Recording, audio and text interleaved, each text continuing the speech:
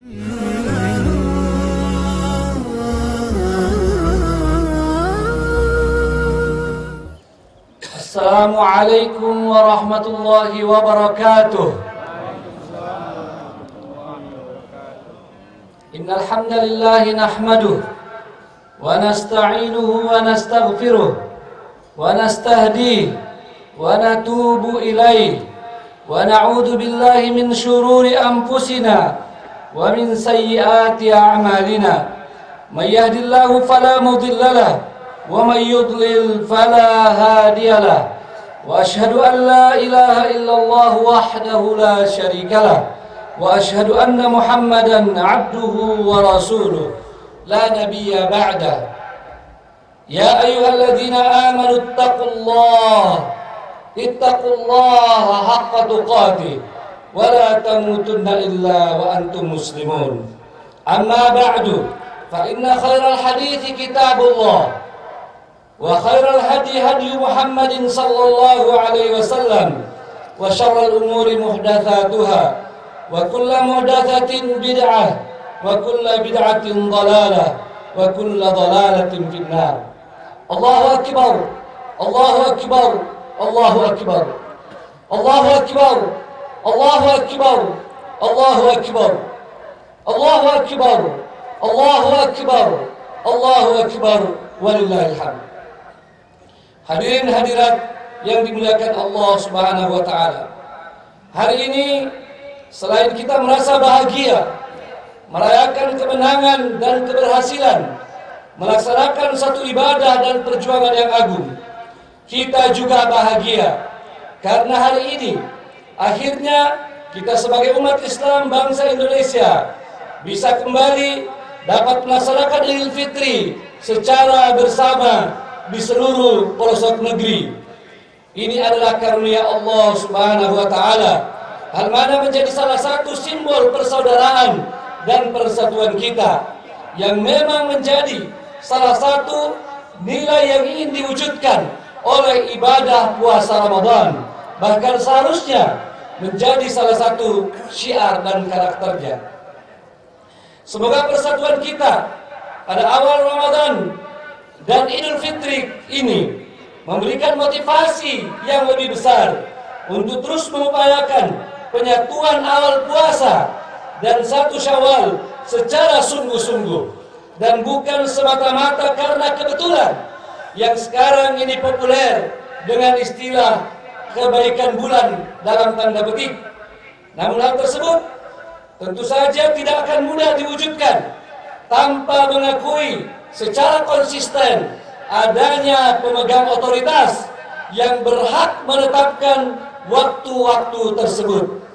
Itulah yang dikenal dan berlaku sejak zaman Nabi Muhammad sallallahu alaihi wasallam sampai di zaman kita ini. Di berbagai negeri-negeri Islam adanya pemegang otoritas yang diakui dan diikuti secara konsisten di dalam menetapkan waktu-waktu tersebut, waktu awal Ramadan, Idul Fitri dan Idul Adha. Allahu akbar, Allahu akbar, Allahu akbar, walillahil hamd. Di samping masalah persatuan, puasa Ramadan juga syarat dengan nilai yang lebih dalam lagi, yakni persaudaraan dan cinta pada sesama. Hal tersebut tergambar pada beberapa bagian dari puasa Ramadan. Di antaranya ajaran kesabaran dan menahan diri terhadap saudara kita yang melakukan kesalahan kepada kita. Di sini Rasulullah SAW mengingatkan bagi orang yang berpuasa untuk tidak segera bereaksi dan memberikan pembalasan kepada saudaranya yang mungkin bersalah atau melakukan gangguan terhadapnya. Ini semata-mata agar dapat menjaga ukhuwah di antara mereka. Sebab pengendalian emosi sangat penting dalam pemeliharaan persaudaraan.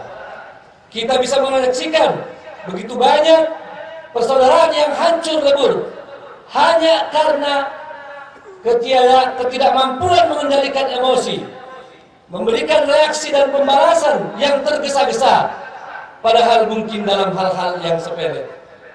Mudah-mudahan setelah melewati Ramadan ini, persaudaraan kita lebih kuat lagi, di mana ukhuwah dan persatuan adalah hal yang sangat penting dalam ajaran Islam. Keduanya sangat dianjurkan, bahkan diwajibkan bagi orang-orang beriman untuk mewujudkannya. Allah SWT berfirman, innamal mu'minuna ikhwah, hanya saja orang-orang beriman itu bersaudara. Di dalam hadis-hadis Nabi SAW juga demikian.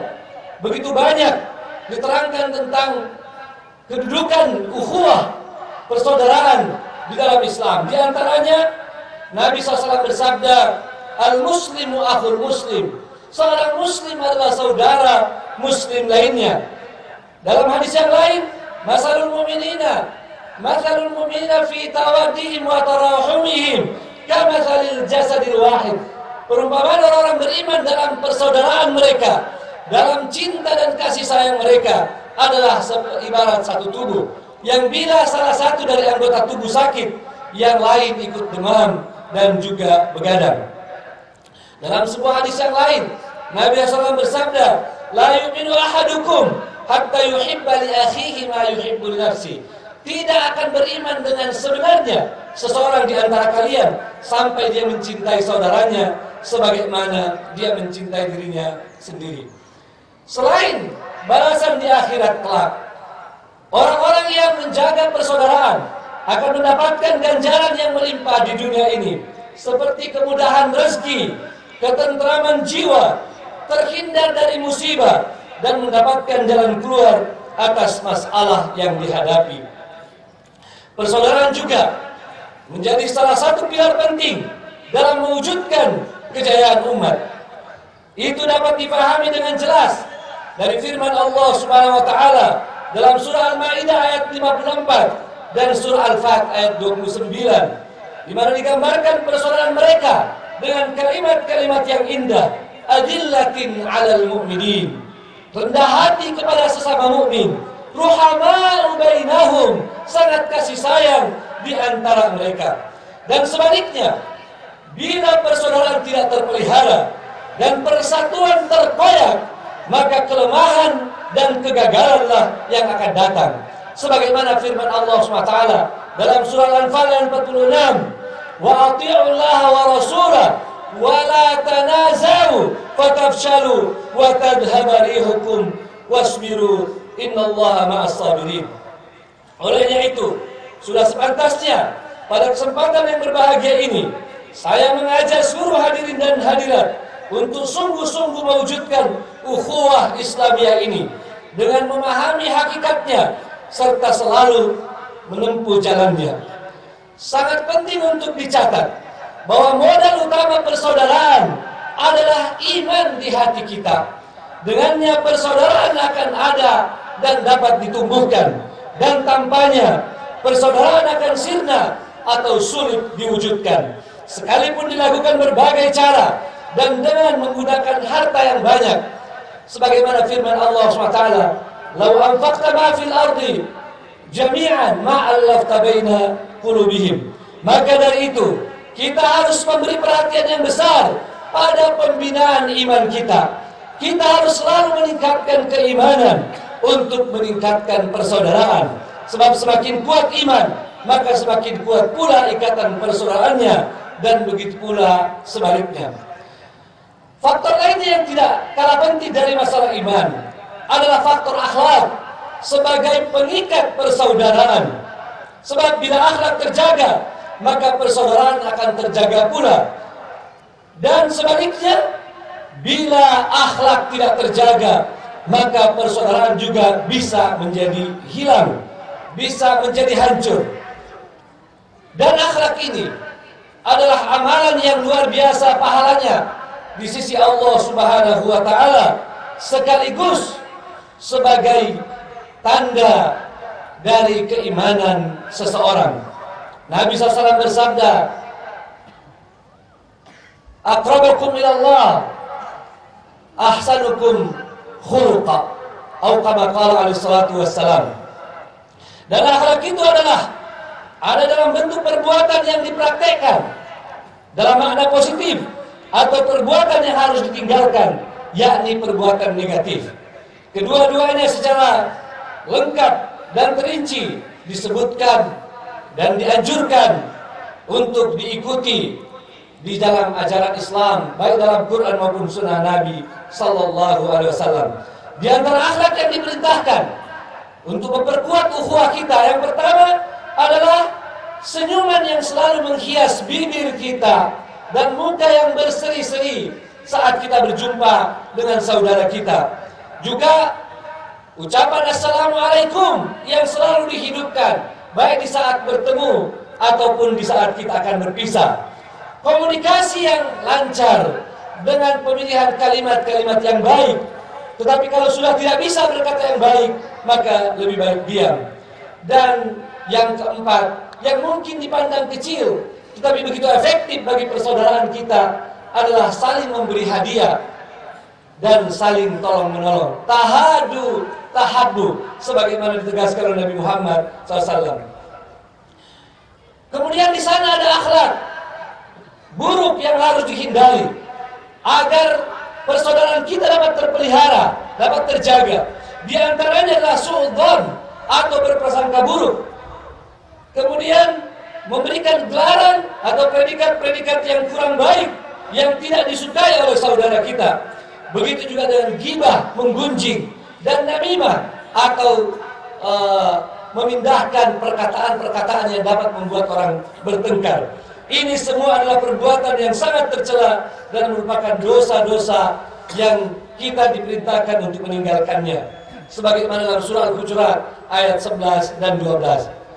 Suatu hal lagi yang berkenaan dengan akhlak ini yang sangat patut untuk kita khawatirkan, yakni apabila kita kehilangan akhlak mulia atau merajalelanya akhlak buruk di tengah-tengah masyarakat, bukan saja akan menghancurkan persaudaraan, tetapi bisa menghilangkan eksistensi suatu umat dan satu bangsa.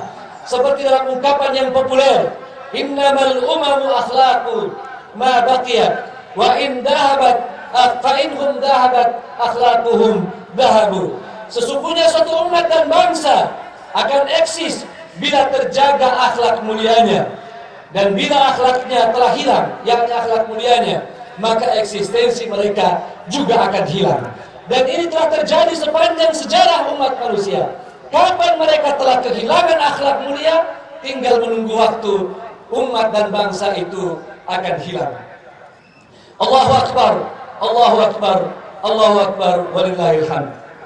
Hadirin yang dimuliakan Allah SWT, dalam kesempatan ini saya ingin mengajak kita sejenak merenungkan keadaan umat dan bangsa kita, di mana banyak fenomena hilangnya akhlak mulia dan munculnya akhlak buruk, dan itu terjadi hampir merata di masyarakat kita. Sebagai contoh, apa yang sudah menjadi problematika nasional, bahkan sudah sampai tingkat emergensi, tingkat darurat, di antaranya masalah narkoba.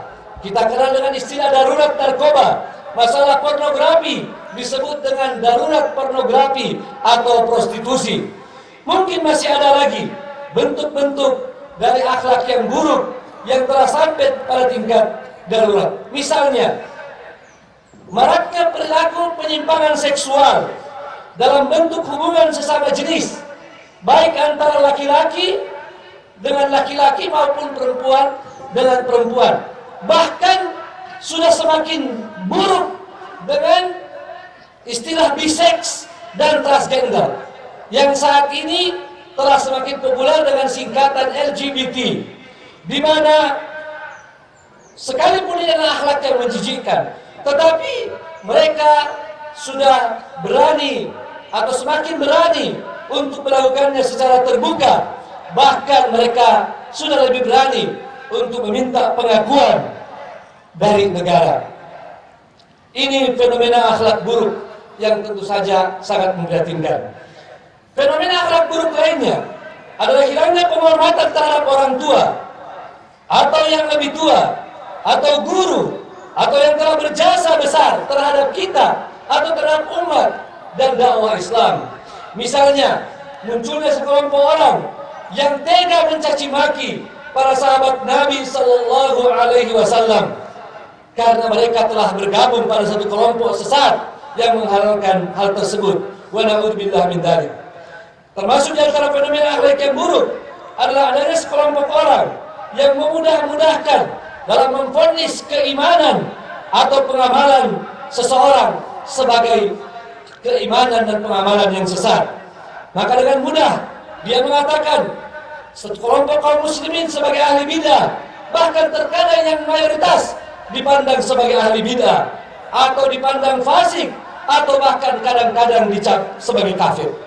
Dan yang lebih parah dan sangat tragis, ketika pemahaman ini dibarengi dengan tindakan kekerasan atau anarkisme yang telah menyebabkan korban yang tidak sedikit bagi orang-orang yang tidak berdosa dan telah menyebabkan rasa takut di tengah-tengah masyarakat. Ini adalah kekeliruan di dalam memahami dan menerapkan jalan Islam dan menunjukkan akhlak yang buruk yang tidak sesuai dengan akhlakul karimah yang diajarkan oleh ajaran Islam. Semoga Allah Subhanahu wa taala melindungi umat kita, umat dan bangsa kita dari penyimpangan yang seperti ini dan penyimpangan-penyimpangan lainnya. Allahu akbar, Allahu akbar, Allahu akbar, walillahil hamd. Untuk mengatasi masalah-masalah di atas dan agar keimanan kita dapat terpelihara dan menjadi lebih kuat, serta agar lebih mudah mewujudkan ukhuwah dan persatuan, maka tiada pilihan bagi kita kecuali kembali kepada petunjuk Allah Subhanahu wa taala, yakni kembali kepada kitab suci Al-Qur'an yang telah dijadikan oleh Allah Subhanahu wa taala sebagai hudan, sebagai pedoman hidup linnas walil muttaqin, dan yang telah dijamin terjaga, terpelihara sampai hari kiamat. Juga kitabullah Al-Quran telah terbukti memberikan solusi terhadap masalah apapun, dimanapun dan kapanpun. Cukuplah sebagai catatan penting yang gampang dan mudah dipahami adalah perubahan masyarakat jahiliyah dengan perilaku, dengan akhlak yang sangat buruk dalam waktu yang sangat singkat dapat berubah menjadi khairul ummah dengan Al-Quran. Karena itu sudah saatnya untuk kita kembali kepada Al-Quran dengan sebenar-benarnya, bukan sekedar slogan, tetapi kita lakukan dengan mulai lebih intensif mempelajari cara membaca Al-Quran yang benar. Tentu sangat disayangkan bagi orang-orang yang dewasa dari kaum muslimin tetapi tidak lancar membaca Al-Quran. Begitu juga mempelajari makna-maknanya dan berusaha untuk mengamalkannya. Melahirkan sebuah pembinaan Qur'ani di masyarakat kita, tarbiyah Qur'aniyah yang dijamin melahirkan generasi rabbani, generasi mulia sebagaimana firman Allah Subhanahu wa taala, "Walakin kunu rabbaniyina bima kuntum tu'allimuna al-kitab wa bima kuntum tadrusun." Kaum muslimin rahimakumullah, setelah kita menyelesaikan ibadah puasa sebulan penuh, maka Allah Subhanahu wa taala memberikan kepada kita kesempatan untuk menyempurnakan pahala puasa kita untuk menjadi bernilai setahun penuh. Dan itu hanya dengan menambah 6 hari saja di bulan Syawal, ya. Dan tidak harus berurutan, dapat dilakukan secara terpisah-pisah. Cukup 6 hari kita puasa di bulan Syawal, maka kita akan mendapatkan kesempurnaan puasa sepanjang tahun. Untuk itu mudah-mudahan hadirin hadirat tidak melupakan puasa 6 hari di bulan Syawal ini. Akhirnya, marilah kita sama-sama menundukkan jiwa kita, menengadahkan hati kita, seraya meminta kepada Allah Ta'ala, pemilik dan penggenggam semesta alam, di hari yang penuh rahmat ini, di mana kebahagiaan memenuhi dada-dada kita, keharuan menyelimuti hati kita.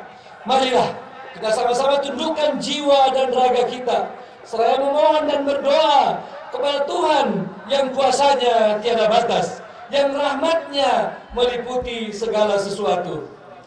Alhamdulillah, segala puji bagimu ya Allah atas anugerah kehidupan dan atas nikmat kesehatan, atas iman dan hidayah yang telah Engkau berikan kepada kami, juga atas segala karunia yang terus mengucur deras kepada kami tiada terputus. Ya Allah, hari ini di tempat ini kami berkumpul, kami hamba-hambamu yang tidak luput dari dosa dan noda. Kami mengadahkan jiwa kami, mengharapkan limpahan kasih dan sayang-Mu.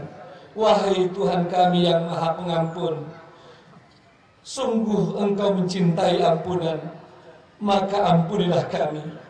Ampunilah kami ya Karim. Allahumma innaka afuwun tuhibbul afwa fa'fu anna. Ya Allah, Engkaulah Tuhan kami. Tak ada yang berhak disembah melainkan Engkau.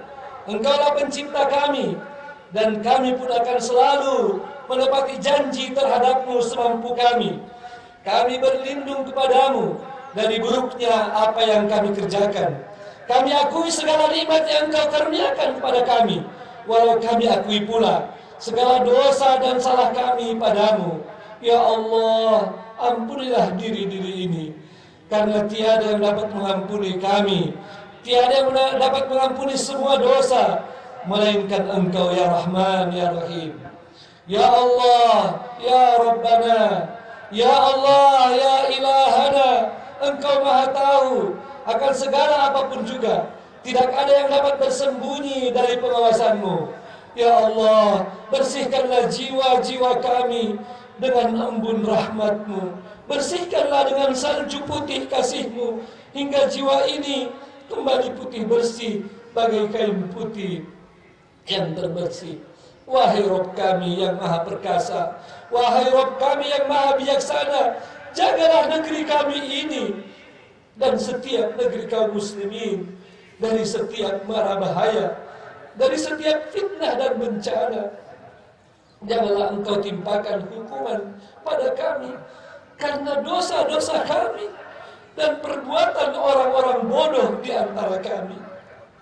Ya Allah, Rabb yang Maha Penyayang, sayangilah kami dan para orang tua kami. Ampuni dan kasihilah mereka sebagaimana mereka mengasihi dan menyayangi kami. Berikan kami kesempatan untuk berbakti pada mereka dengan sebaik-baiknya di dunia ini, dan kumpulkan kami dengan mereka nanti dalam limpahan rahmat, kasih dan sayang-Mu di dalam keabadian surga-Mu ya Rahman. Ya Allah, Tuhan para mustad'afin, Tuhan orang-orang yang lemah, penolong orang-orang yang tertindas. Segerakanlah pertolongan-Mu pada hamba-hamba-Mu yang beriman di Palestina dan di berbagai belahan bumi di mana mereka lagi tertindas. Ya Allah, ya Rabbana, tidak mungkin lepas dalam pengawasan-Mu, tidak mungkin hilang dari pengetahuan-Mu yang tiada terbatas. Derita atau apa yang diderita oleh saudara kami di Myanmar, ya Allah, dengan kelembutan-Mu, tolonglah mereka, basuhlah setiap luka mereka dengan kasih dan sayang-Mu. Runtuhkanlah segala keangkara murkaan dan kezaliman yang menimpa mereka. Hanya Engkaulah harapan kami, ya Rabbana, ya Ilahana. Allahumma ya Allah yang Maha Penyayang, sayangilah para ustadz kami, para guru kami, para imam kami. Lindungilah mereka selalu dari segala mara bahaya. Tuntunlah langkah mereka selalu di atas kebenaran. Ampunilah segala khilaf mereka. Berikanlah cahaya-Mu yang dengannya mereka membimbing kami. Allahumma ya Allah, sungguh kami hanyalah hamba-hamba-Mu, anak dari hamba-hamba-Mu. Ubun-ubun kami di tangan-Mu, berlaku pada kami setiap ketentuan-Mu, dan sangat adil bagi kami keputusan-Mu. Ya Allah, kami mohon kepadamu dengan setiap namamu yang engkau namakan dirimu dengannya, atau engkau turunkan dalam kitabmu, atau engkau ajarkan pada seorang hambamu, atau engkau simpan dalam perbenaran ilmu gaib di sisimu. Ya Allah, jadikanlah Al-Quran penyejuk jiwa kami. Jadikanlah Quran penyejuk jiwa kami, cahaya dalam dada kami, pengusir kesedihan kami, dan dengannya berlalu segala gundah gulana kami.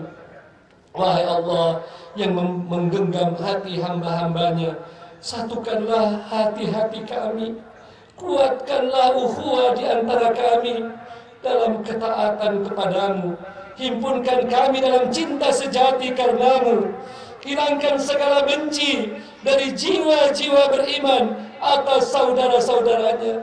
Jadikanlah kami hamba-hambamu yang bersaudara karenamu dan hanya untukmu.